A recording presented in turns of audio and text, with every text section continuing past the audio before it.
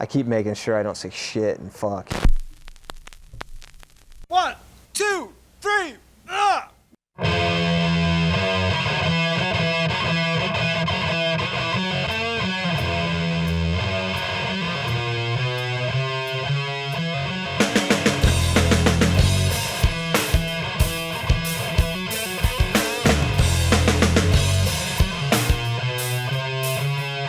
You're so pretty in the morning,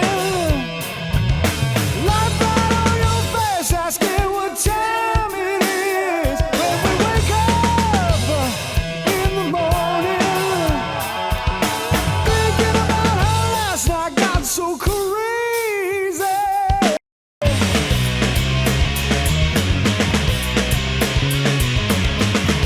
If you could only use one word to describe Mother Superior's music, what would it be? Badass. That's one word.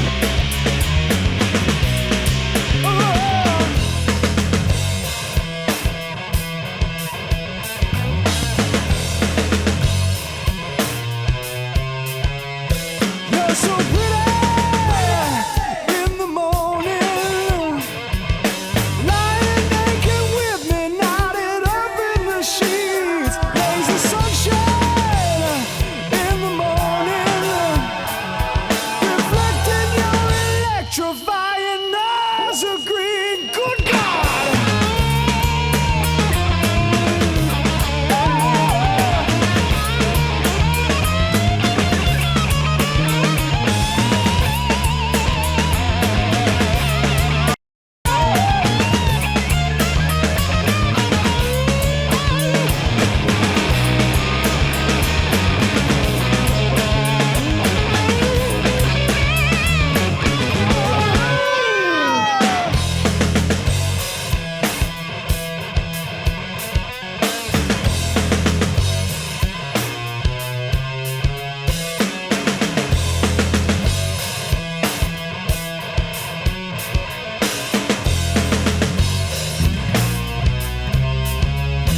You're so pretty in the morning.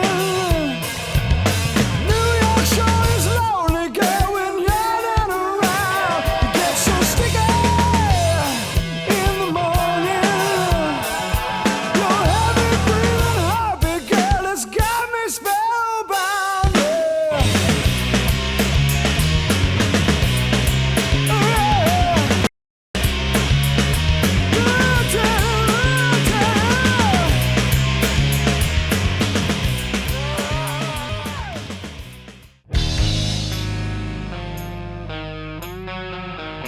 The truthful answers, right? Not the made up shit. We've known each other since we were kids, and we were neighbors back in Delaware. And we would, we'd be playing and learning our craft of songwriting and playing music.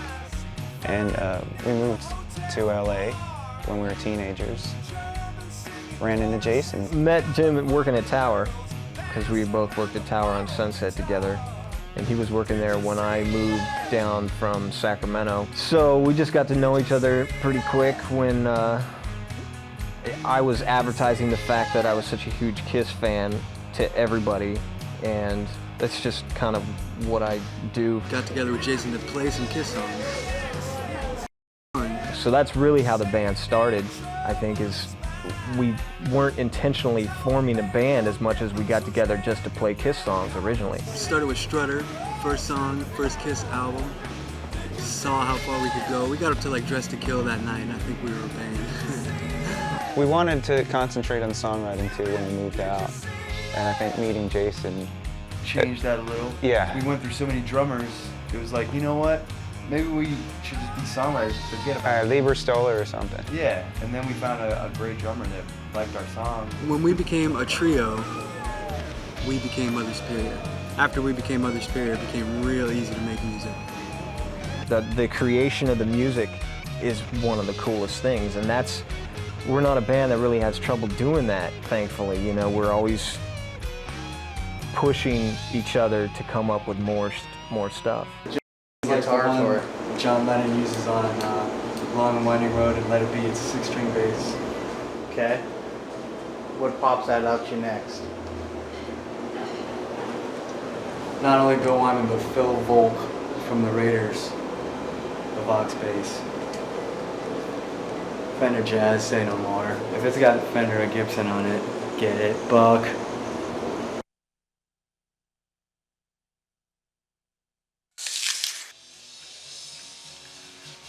Great. Fine group of fellows. I think the agriculture and food and livestock business ought to just be fine with them in charge.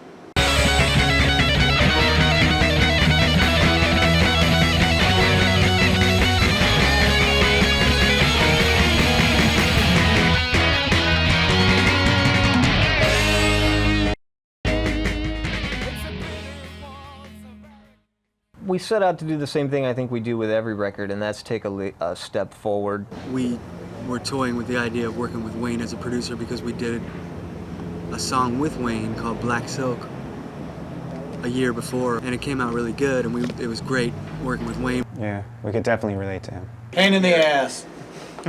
You heard it first. The guy is insufferable. You wish you could work with Wayne Kramer. It's dead in there, you know. Yeah, it's got a good... No doubt about it. We're constantly pushing ourselves as a band to sound different and evolve. Just seemed to be the next thing. Let's make an album with Wayne. Are we good? But are we steady rolling? Totally steady. He's from the old school making music. He brings Detroit to our group. You know, he listens to the song and the vocals. He says we should spotlight the vocals. I think we're better off trying to stay within the character of the tune, because you put a couple bluesy shouts in there, I don't think they work. Okay. I think you stay more in the character and the melody of the song. And it's like really sounds great, and it's taken our music again to another level. He changed sounds from song to song, like So it doesn't it's sound not like a uniform sound. Yeah, like each song has a different character. If you hire him to produce your record, then you go with what he says. You want to do that ending one more time without the boom?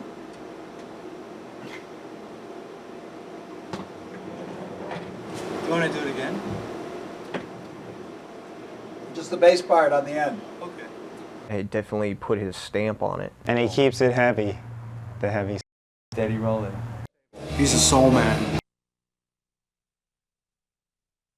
We definitely want to be a huge band. I mean, we want to reach as many people as will listen. And when you hear people talking about, oh, I don't want to be involved with radio because it sucks. I mean, we do want to be involved with radio. We want the airplay. We want to be a huge band, but we don't want to have to change what we do to get there. First saved message sent today at 12:14 p.m. Beaton, what's up? It's Jim. Got the radio show tonight, so come down and hang out. Rock on. End of message. But you guys can say, yeah, I don't know why piss, you can't. It's really lame. Like you can say goddamn, but you can't say goddamn. Yeah, but you can't goddamn anything. Like you can say goddamn the tree, or like goddamn this drum set, but you can't say anything living. You can't damn anything. You can't say goddamn you. Yeah. Cocksucker, motherfucker, shit, piss, fuck, cock, and cunt.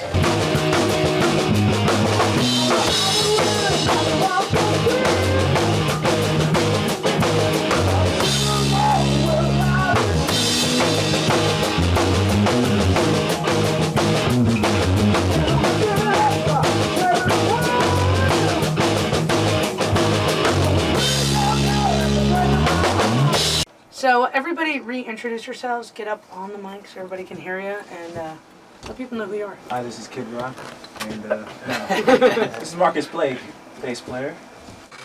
Hey everybody, how's it going? This is Jason, drums. Pamela, Jim Wilson, guitar, vocals. Thanks for having us, you guys. Right on, yeah, totally. My pleasure.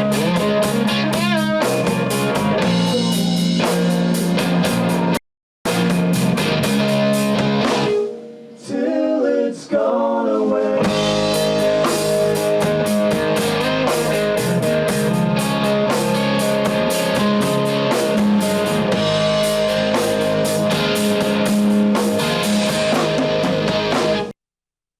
This guy is underrated as a songwriter because I always end up singing the majority of the songs. So people think that, you know, it all comes from my mouth or my, you know, riffs or whatever, but you should hear some of my demos before this guy gets to them, you know, or like ideas. And not to mention his own ideas that he brings in, but he's kind of like a fixer. He's the beat master. The guy is the beat master. I mean... And he hits hard. He beats those skins hard. We know because we pay for him. Jim brings into the mix is... what do you bring? Nothing. I quit.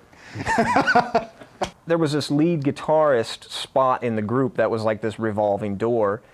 People would just come in and go out, and it was funny because sometimes we do recording sessions where Jim would do a solo here and there, or just fake a solo like warming up or something. It's like, I always told him, it's like, why don't you just do the guitar solos? Because I always liked what he was playing a lot. Major label wise, you know, as long as we're making music that we want to make, it's irrelevant who's going to put out the record. Because if it's a major label, great. That's that many more people that's going to get to hear. That much more backing. Yeah. And we have no problem with that. We want to obviously have it on our own terms, and that's asking too much, you know? It's just the music side of things that we've always tried to keep true, you know, because we like the music we play, and if people try to tell us what to play, then that's the time that we probably will think about doing something else, you know? Because anytime that anyone has ever changed their music to fit in, it's usually the kiss of death right there. And it also looks desperate a couple years down the line, so we like rock and roll, we're always going to play rock and roll.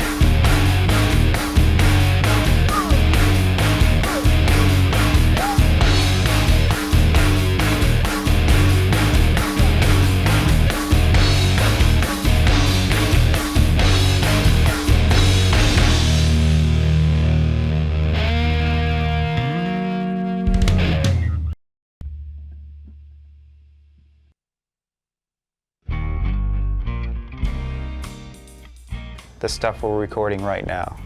What have I been listening to at home? I've been listening to a lot of the Beatles and the Rolling Stones. Well, currently listening to Rush because of the new album, which is great. Alice Cooper, been into Alice Cooper recently. Probably have to say the White Album. It's value for your dollar and song by song great as ever. David Bowie, Hunky Dory for today. Kiss's Love Gun album. The first record I ever bought was Funkadelic Maggot Brain and Gary Puckett and the Union Gap at a garage sale because I thought the covers looked cool. Around the corner from my house when I was a kid, I was riding my bike around town and found this garage sale and checked out these records and because I liked the covers.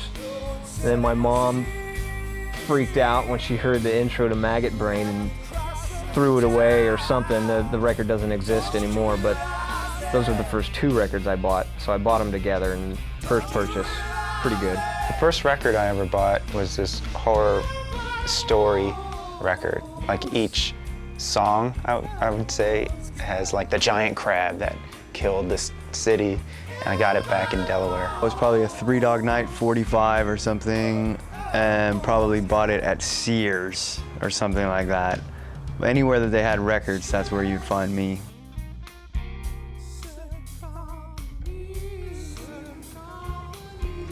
Jimi Hendrix. I'd have to say James Brown. Never really wanted to be any other musician. I mean, there's other musicians that I look up to and admire, like, you know, Buddy Rich or John Bonham or Jimi Hendrix and stuff like that, you know, Miles Davis, obviously. I didn't want to say a Kiss answer, so I'm trying to think of what else I would sing in the shower. I don't, I wash my hair. I don't know what that means. S-A-T-U-R-D-A-Y, Night. Leslie, Eric, Alan, Woody, Derek. Raw Power, how about that? Kiss Alive. Kiss Alive too. Let's say Exodus, Bob Marley and the Wailers. Sunday morning is an important morning for me because I stay in and listen to music. So it could be anything from gospel records to Al Green to Sam Cooke, but then could be Sweet, Desolation Boulevard. The greatest Hollywood rock and roll album ever made by a bunch of English people. Dream come true, working with Tony Visconti. Yeah, I mean, I used to stare at his name on like the record label that he produced as a kid, you know. Bowie, T-Rex, Sparks, Thin Lizzy. And we got in touch.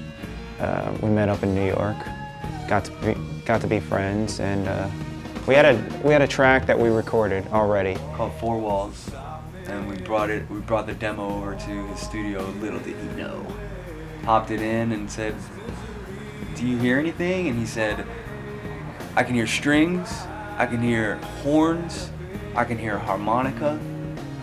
Yeah, And we're like, he knew that we were fans of the Move and his string stuff, so yeah, it came to the string chord. you have to use strings with him when you're working with Tony. I mean, who's better? We booked Cherokee, did the string section, and super professional people recorded it in like 2 hours, and People who probably thought we were freaks. which you'll see right now.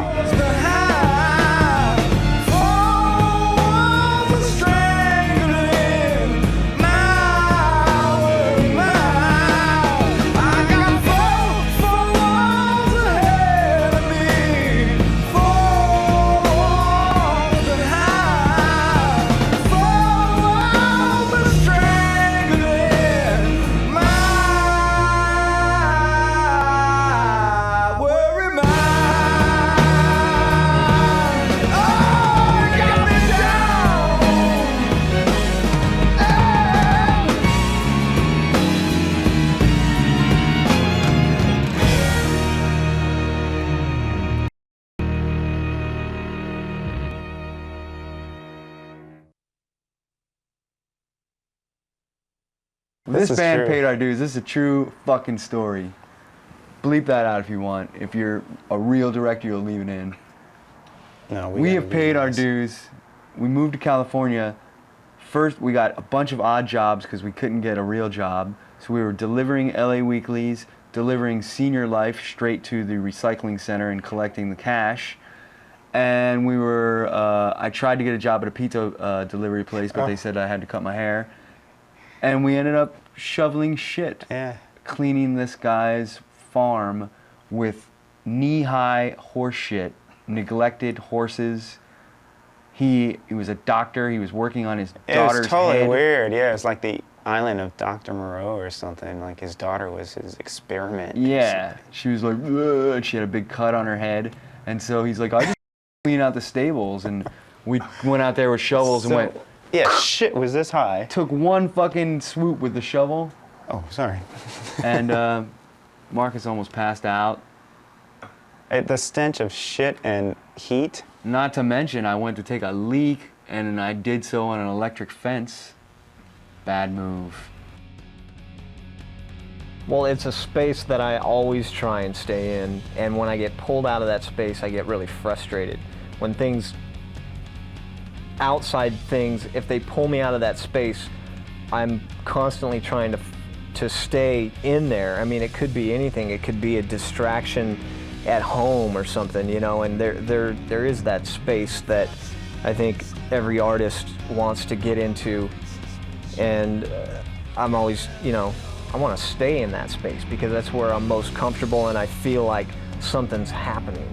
Otherwise, I start to feel like nothing's going on, or I'm not doing what I should be doing. So it's always trying to stay in that space, to perform, to create, and to do your best work.